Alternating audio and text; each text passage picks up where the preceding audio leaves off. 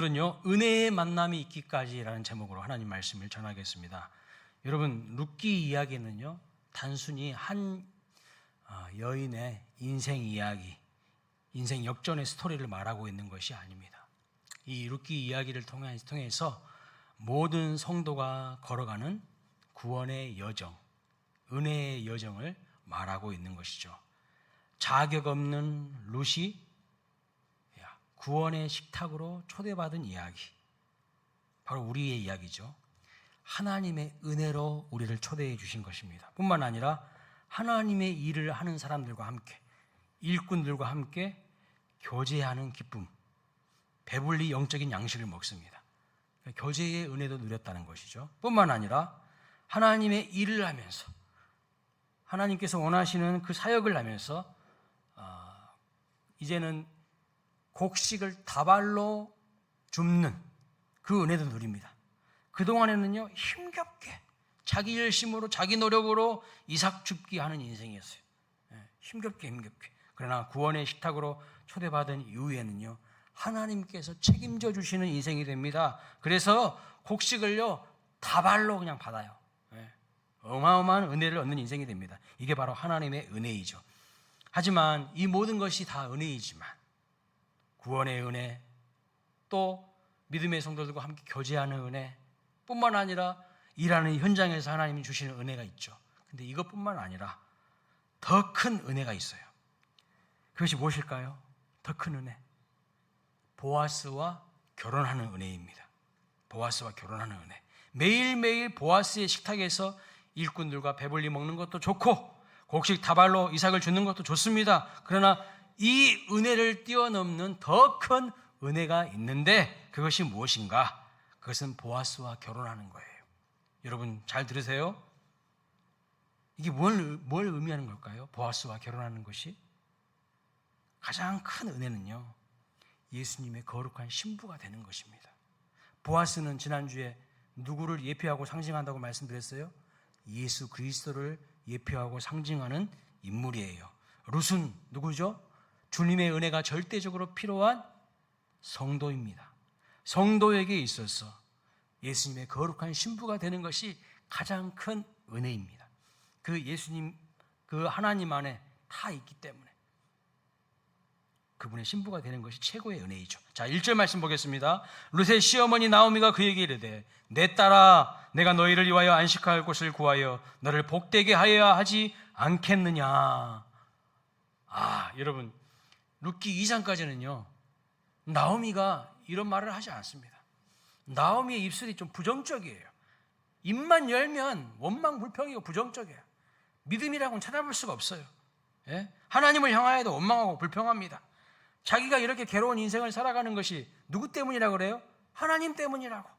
자꾸 하나님께 책임진 거예요. 오늘날도요, 부정적인 입술을 가지신 사람들이 있어요. 맨날 목사님 때문이에요, 장로님 때문이에요, 누구 때문이에요. 자기는 더 엉터리로 살면서 누구 때문이라고 이야기하는 사람들이 있어요. 전혀 믿음의 사람이 아니에요. 왜 그러면 자꾸 입술이 부정적이었을까요? 영적으로 침체되어 있기 때문이에요. 영적으로 침체되어 있어요. 그러나 이제 3장에 보이는 나오미의 모습은 달라졌어요. 회복이 이루어졌습니다. 그것을 어떻게 할 수 있을까요? 그것도요, 그 입술을 보면 알 수 있어요. 그 입술의 고백을 보면 알 수 있어요. 2장 19절 보면 이렇게 말합니다. 나오미가, 이제 2장 후반부터 나오는데, 나오미가 자기 며느리 룻에게 너를 돌본 자에게 복이 있기를 원한다, 이렇게 말합니다. 또 20절에 그가 여호와로부터 복 받기를 원하노라, 이렇게 말하고 있어요. 그리고 3장 1절에도 그렇게 말하는 거죠. 안식할 곳을 구하여 너를 복되게 하여야 하지 않겠느냐. 뭔가 지금 나오미의 변화가 일어나는 것을 볼 수가 있습니다. 그리고 하나님의 말씀이 생각나기 시작한 거예요. 하나님의 말씀이 이제 룻에게서 작동되기 시작합니다. 그래서 오늘 본문 3장 말씀부터는요, 나오미는 영적인 룻의 멘토 역할을 하기 시작해요. 여기서 우리가 깨달아야 되는 것은 뭐냐? 내가 살아있고, 내가 충만하면, 내가 성령에 충만하면, 내가 영적으로 충만하면 내 옆에 있는 사람들도 살릴 수가 있다는 거예요. 내가 영적으로 죽어 있으면 내 옆에 있는 사람들 다 죽입니다. 다 죽여요. 살리지 못하고 그들에게도 해로운 존재가 될 수 있다는 것을 알아야 돼요. 방전된 배터리는요, 반드시 충전해야 됩니다. 건강한 배터리, 충전된 배터리를 옆에 두고 연결하면 살 수가 있어요. 죽은 배터리를 깨우는 방법은요, 채워져 있는 배터리와 연결하면 삽니다. 저와 여러분이 먼저 영적으로 충만하잖아요. 그러면 여러분을 통하여서 여러분 주변의 사람들이 살아나는 은혜가 있다는 것을 믿으시기 바랍니다. 그렇게 되시기를 주님의 이름으로 축원합니다. 자, 이렇게 나오미가 자기 자신이 회복되니까 새로운 꿈을 꾸기 시작합니다. 나오미가 자기를 생각하지 않고요, 며느리를 생각하게 합니다. 2장까지만 보면 며느리 룻이 일방적으로 시어머니 나오미를 섬기는 모습만 나오지요. 밖에 나가서 일을 하면서도 시어머니를 생각하지요. 그런데 점점 나오미가요, 이제 며느리를 생각해요. 그런데 성경이 원하시는 것이 뭐냐면 단순히 아름다운 고부관계, 이 모델을 보여주기 위해서 룻기 말씀을 기록한 것이 전혀 아니라는 겁니다. 그냥 아름다운 고부관계 이야기하려면요, 세상에 널려 있어요. 그런 이야기는. 성경에 뭘 그런 이야기를 굳이 담을 필요가 뭐가 있겠습니까? 그러면 뭘 위해서, 무엇을 위해서 룻기 말씀을 기록하신 것일까요? 지난주에도 잠시 말씀을 드렸는데 보아스는 누구를 상징한다고요? 예수 그리스도를 상징합니다. 룻을 보아스에게로 인도에 가는 여정은 사실 한 영혼을 그리스도께로 인도에 가는 여정과 같다는 거예요. 그러니까 나오미의 역할은 뭡니까? 나오미의 역할은 뭐예요? 한 영혼, 룻이라고 하는 영혼을 예수 그리스도를 상징하는 보아스에게로 인도하는 거예요. 이 거룩한 만남을 이어주는 다리 역할을 하는 사람이 나오미라는 거예요. 오늘 저와 여러분이 나오미가 돼야 된다는 거예요. 거룩한 영적인 중매쟁이가 돼야 된다는 겁니다. 그렇게 하나님 앞에 쓰임 받으시기를 주님의 이름으로 축원합니다. 여러분에게는 어떤 꿈이 있으십니까? 어떤 꿈이 있으세요? 내 남편, 내 아들, 딸 예수님 만나서 새로운 인생을 살게 만들어야지. 우리 가정이 예수님이 주인 되시는 행복하고 거룩한 가정 되게 만들어야지. 이런 꿈이 여러분에게 있으시기를 주님의 이름으로 축원합니다. 그런데 많은 부모님들에게서 사실 다른 꿈들이 있더라고요. 모르겠어요. 우리 광일교회 성도님들은 그런 꿈이 없으시기를 바라는데, 우리 아들 판검사 만들어야지, 우리 아들 의사 만들어야지, 우리 아들 돈 많은 부자 만들어야지, 좋은 대학 가게 해야지. 물론 그것이 꼭 나쁜 것은 아닙니다.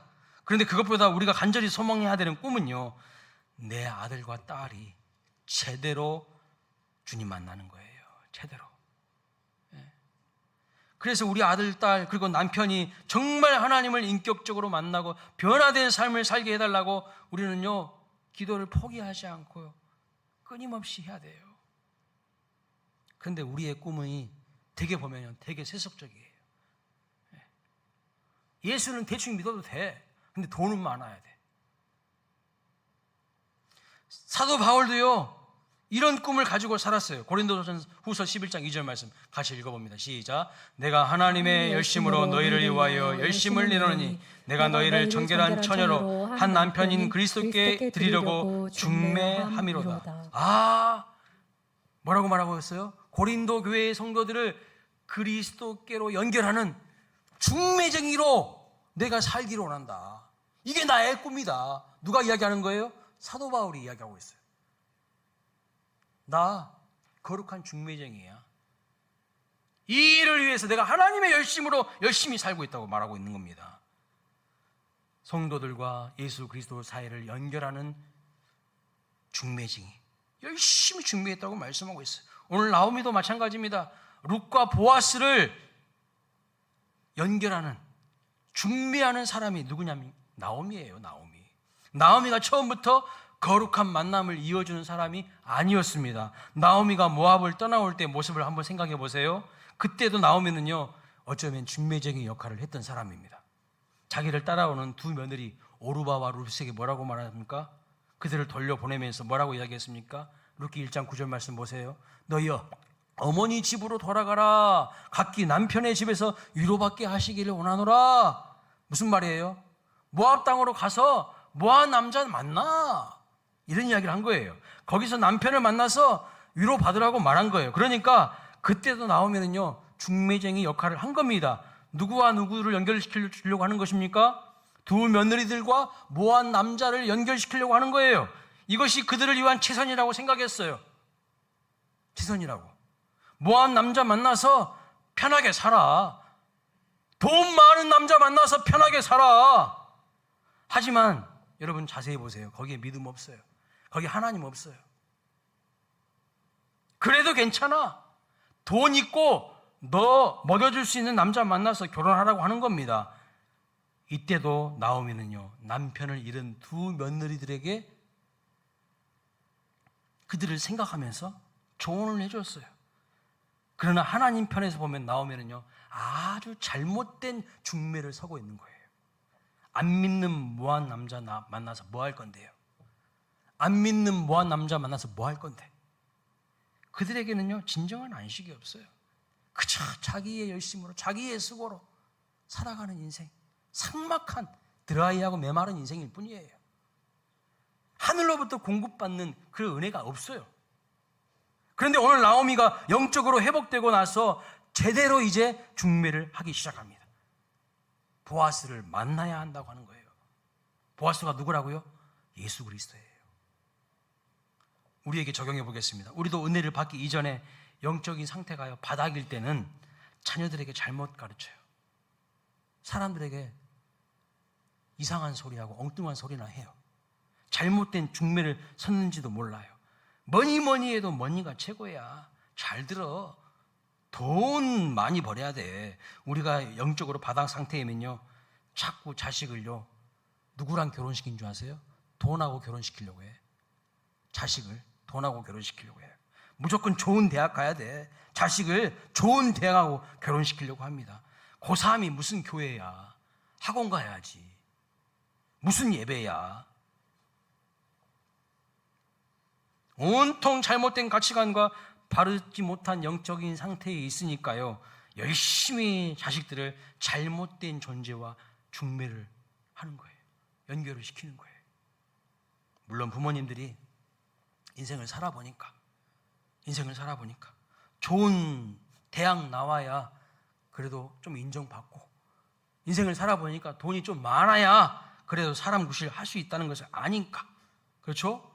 그래서 자식들 사랑해서, 자식들 앞날을 걱정해서 그런 말씀을 하시는 것이겠죠. 충분히 이해합니다. 충분히 이해해요. 그런데 여러분, 진짜 나오미처럼 은혜받고 구원받고 거듭난 사람이라면요, 무엇이 중요하고 무엇이 덜 중요한지를 알게 돼요. 가치관이 달라져요. 거듭난 그리스도인들은 가치관이 달라진 사람이에요.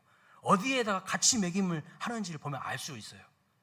여전히 예수 교회는 다닌다고 하는데 세속적인 것에 가치를 부여한 사람들은요, 죄송하지만 아직 거듭나지 못했어요. 가치관이 안 바뀐 거예요. 예수님 믿는 것이 최고라는 것을 알게 됩니다. 은혜 받고 난 다음엔 세상 것들이 최고가 아니라, 그래서 사도 바울이 예수님 만나고 보니까요, 은혜를 받고 보니까 뭐라고 고백하죠? 그는 당시에 최고의 학벌을 자랑하는 사람이었어요. 최고의 가문을 자랑하는 사람이었어요. 그 누구와도 비교해도 꿀리지 않는 사람이었어요. 근데 뭐라고 합니까? 내가 예수님 만나보니까 예수 그리스도를 아는 지식이 가장 고상하다고. 세상 것은 다 배설물이라고. 똥이래, 똥. 근데 오늘날 많은 사람들은 똥을 좋아해, 똥을. 물론 그게 필요 없다는 거 아닙니다. 그게 소용없다는 거 아니에요. 그것도 있어야 돼요. 필요해요. 그러나 예수님과 비교했을 때 그것은 아무것도 아니라는 거예요. 예수님이 비교 불가의 가치가 있다는 것을 그는 깨달았던 거예요. 사랑하는 여러분, 우리 자녀들을 누구와 결혼시키려고 하십니까? 나오미가요, 룻을 보아스와 만나게 하려고 합니다.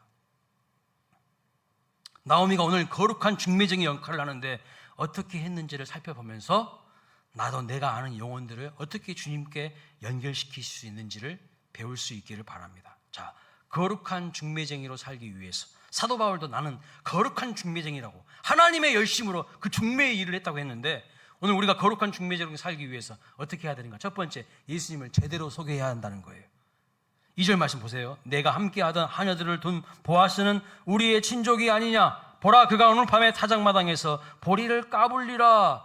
나오미가 룻에게 말합니다. 보아스는 우리의 친족이 아니냐? 귀염 물을 자라고 말하고 있어요. 남편이 자녀를 낳지 못하고 죽으면요, 그 대를 어떻게 이었냐면 형제나 친족 중에서 누군가와 결혼을 해서 자녀를 잇게 만들었어요. 그것이 그 당시에 이스라엘의 문화였습니다. 나오미는요, 룻에게 보아스가 어떠한 사람인지 어떤 존재인지를 알려주고 있는 것이죠. 보아스, 우리의 친족이야. 다시 말하면 그 가문의 대와 기업을 물을 자라는 것입니다. 있게 만드는 사람이라는 뜻입니다. 사실 룻은요, 이미 보아스를 알고 있었어요. 그렇죠? 지난주에 봤잖아요. 밭에서 만난 사이 아닙니까? 식탁 초대도 받아가지고 함께 식사도 같이 하고 밥도 같이 먹었어요. 시간도 같이 보낸 사이입니다. 근데 룻이 제대로 보아스를 알고 있습니까? 그렇지는 못했어요. 룻은 보아스의 정체를 제대로 알고 있지는 못했습니다. 물론 자기에게 친절과 호의를 베푼 사람이라는 것은 알고 있었습니다. 그러나 룻은 그분이 약속을 잇는, 기업을 잇는 사람이라는 것은 몰랐어요. 몰랐어. 그래서 나오미가 보아스가 누구인지 제대로 알려주는 겁니다. 단지 친절한 사람이 아니라 그분은 기업 물을 자라는 것을 알려주는 거예요. 우리에게 적용해 보면 사랑하는 아들과 딸을 주님께로 인도하고 싶으신데 그러려면 어떻게 해야 돼요? 내가 예수님이 누구신지를 제대로 알아야 된다는 거예요. 내가 예수님을 제대로 모르는데 어떻게 누군가에게 예수님을 소개할 수가 있습니까? 알릴 수가 있습니까? 사람들이요, 예수님을 모르는 게 아니에요. 그런데 자세히 들어보면 몰라요. 예수님을 몰라도 한참 몰라. 뭐라고 이야기하냐? 예수님을 4대 성인 중에 한 사람이래. 예수님이 선지자 중에 한 사람이래. 그것이 성경에서 말하는 예수님입니까? 자기들이 만들어놓은 신을, 자기들이 꾸며내는 신을 예수님이라고 이야기해. 그러나 진정한 거룩한 만남이 이루어지기 위해서는요, 예수님이 누구신지를 정말 제대로 알려주어야 합니다. 그분은 우리의 무엇인가? 리디머예요. 리디머. 기업 물을 자, 구원주라는 뜻입니다. 그런데 우리가 왜 잘 못 알려줄까요? 나도 그분을 잘 모르기 때문에 못 알려주는 거예요. 내가 그분을 제대로 알아야 그분을 제대로 알려줄 수 있어요. 내가 그분을 경험해야 내가 그 주님을 알려줄 수가 있죠. 내가 경험도 못했는데 무슨 예수님을 알려줄 수가 있겠어요. 따라서 우리는 그분을 제대로 알고 그분을 제대로 알려야 합니다. 주님을 알기 위해서 노력하시기 바랍니다. 갈망하시기 바랍니다. 두 번째, 거룩한 중매쟁이가 되기 위해서는요, 전략을 잘 짜야 돼요. 계획을 잘 세워야 됩니다. 나오미가 하는 말을 잘 보세요. 그가 오늘 밤에 타작마당에서 보리를 까불릴 거야. 그러니까 너는 뭐하라고 그런 거예요? 목욕을 해. 기름을 발라.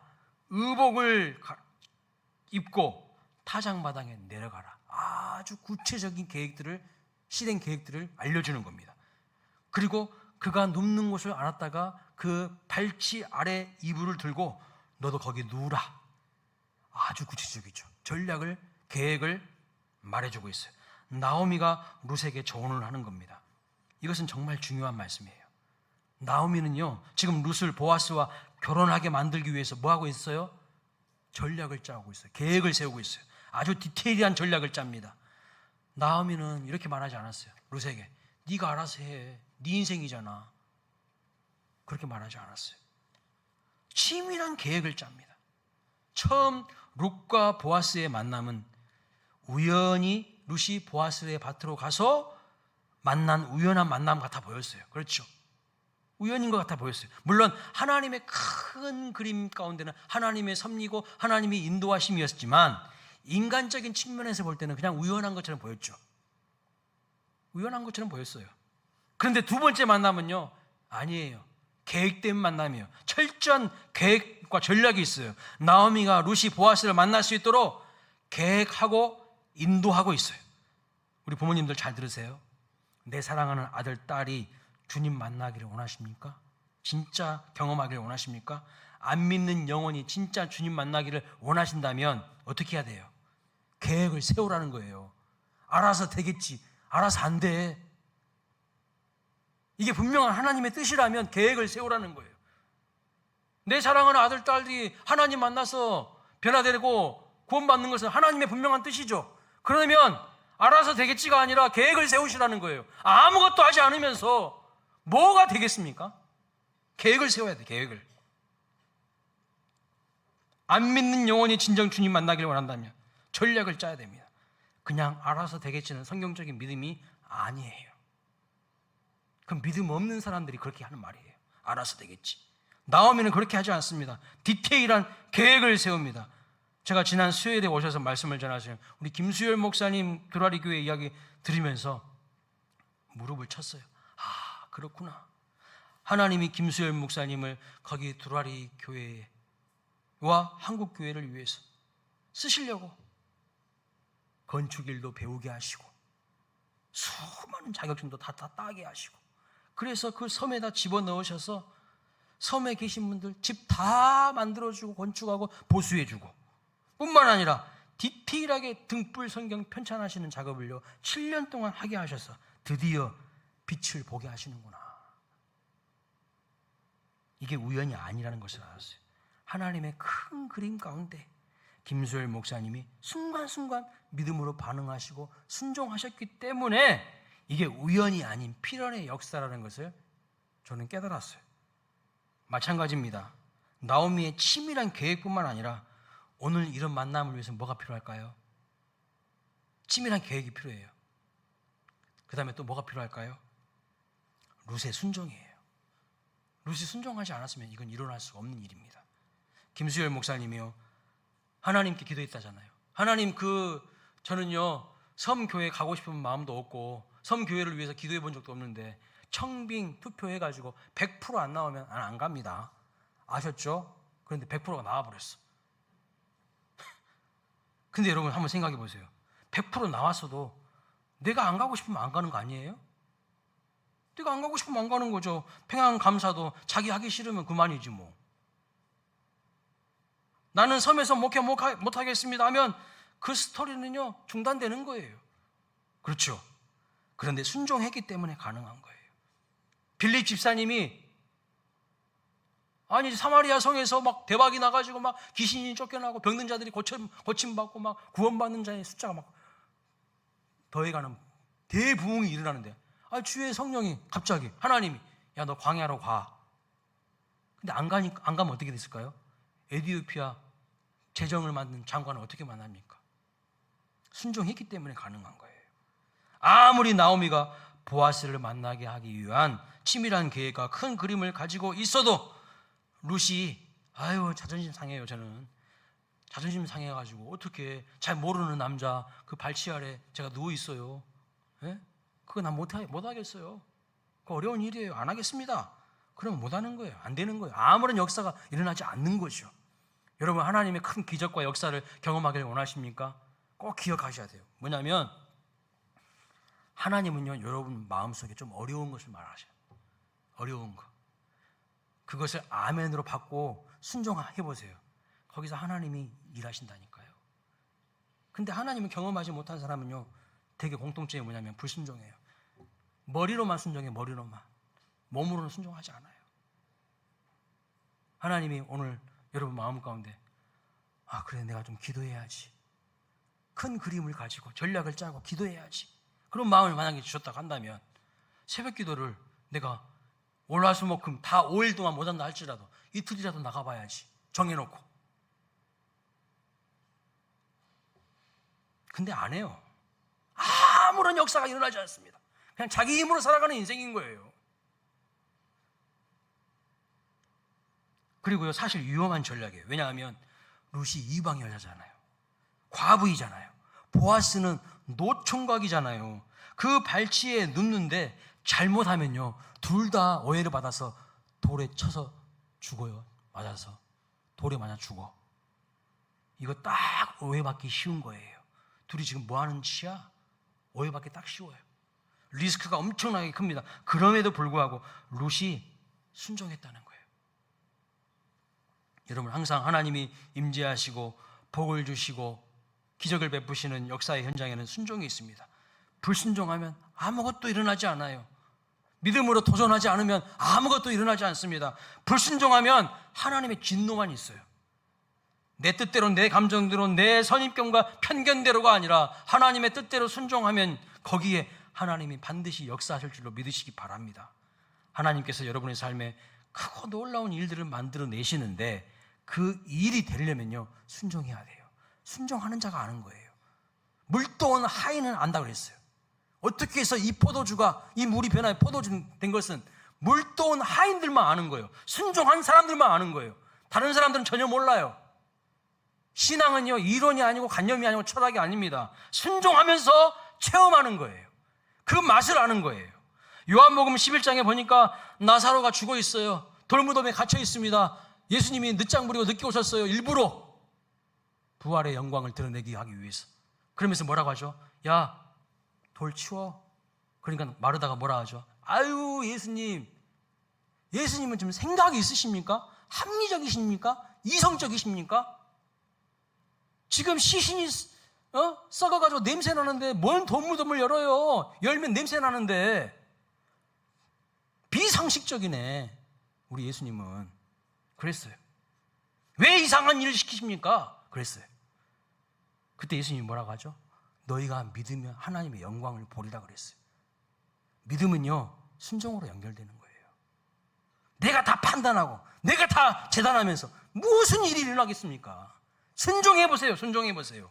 하나님의 크시고 놀라운 역사를 보게 될 줄로 믿습니다.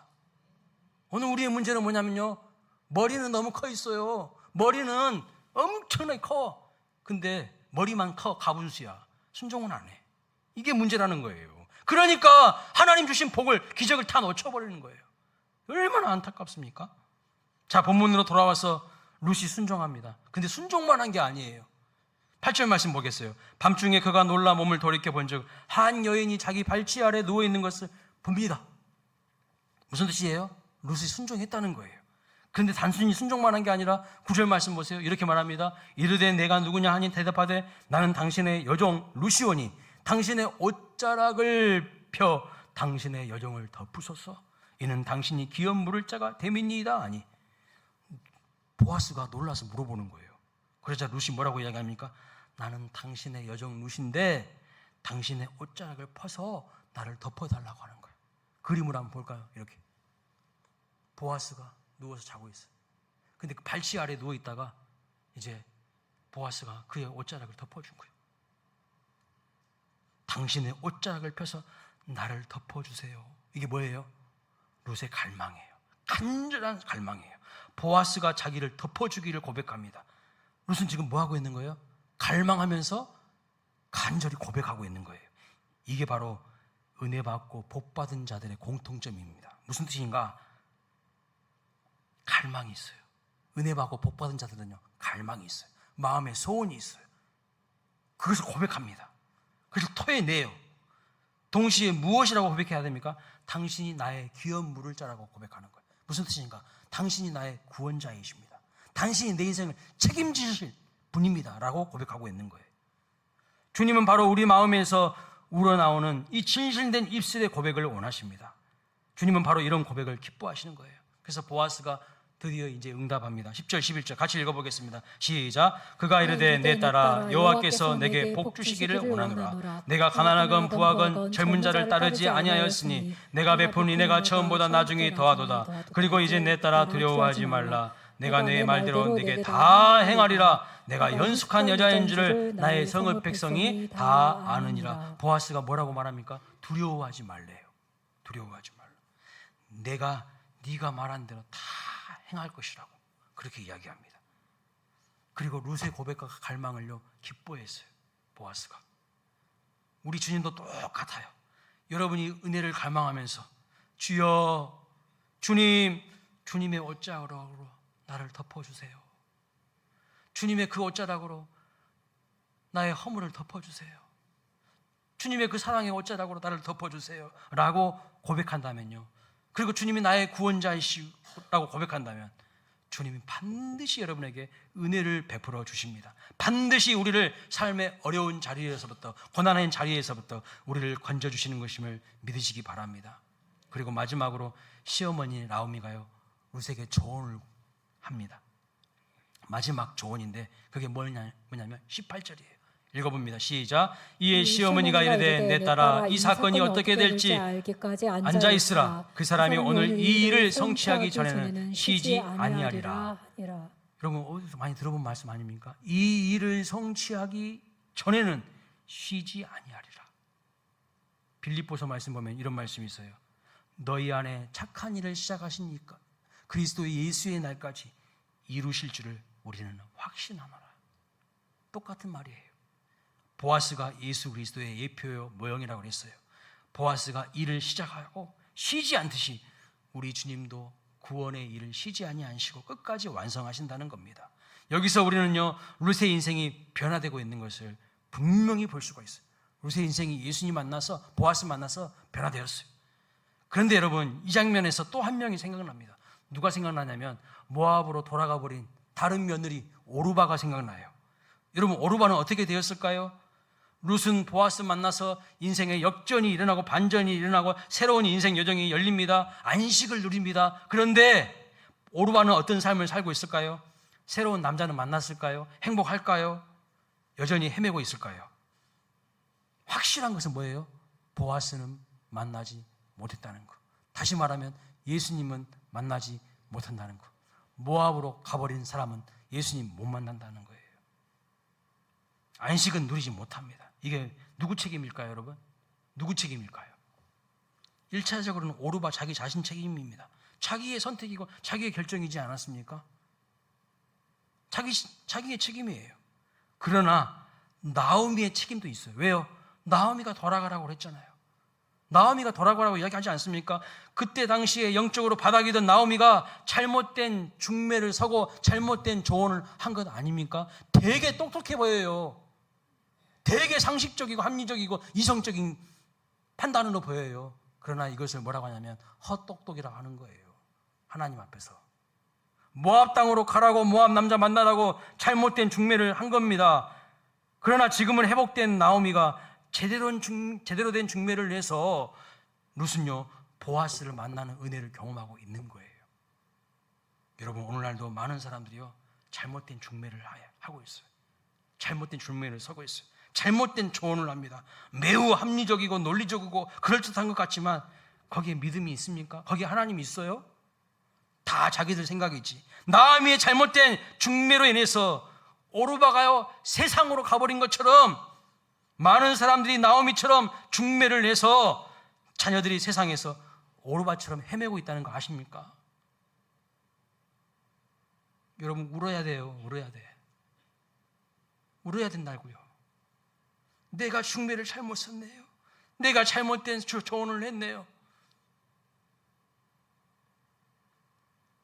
여러분의 자녀들, 지인들 절대로 오르바로 만들어서는 안 돼요. 오르바로 만들어서는 안 돼요. 여러분의 삶을 통해 한 영혼이라도 주님을 만날 수 있는 통로로 쓰임받는 삶이 되시기를 주님의 이름으로 축원합니다. 단순히 고부간의 관계를 말하고 있는 스토리가 아니에요. 엄청나게 중요한 구원의 메시지가 이 룻기 안에 숨어 있어요. 우리가 나오미 역할을 해야 한다는 거예요. 영적으로 회복된 나오미 역할을 해야 한다는 겁니다. 누구와 누구를 연결시켜주는? 룻과 보아스를 연결시켜주는. 보아스가 누구라고요? 예수 그리스도. 그 예수 그리스도를 연결케 해주는 나오미의 역할을 우리가 해야 된다는 겁니다. 우리의 수원광일교회가 그 역할을 해야 한다는 겁니다. 그냥 고부간의 관계 좋아졌더라, 그런 이야기하는 책이 아니에요. 그 일을 위해서 저와 여러분을 하나님이 부르셨다는 것을 잊지 않으시고 그 사명 잘 감당하시기를 주님의 이름으로 축복합니다. 다 함께 자리에서 일어나겠습니다.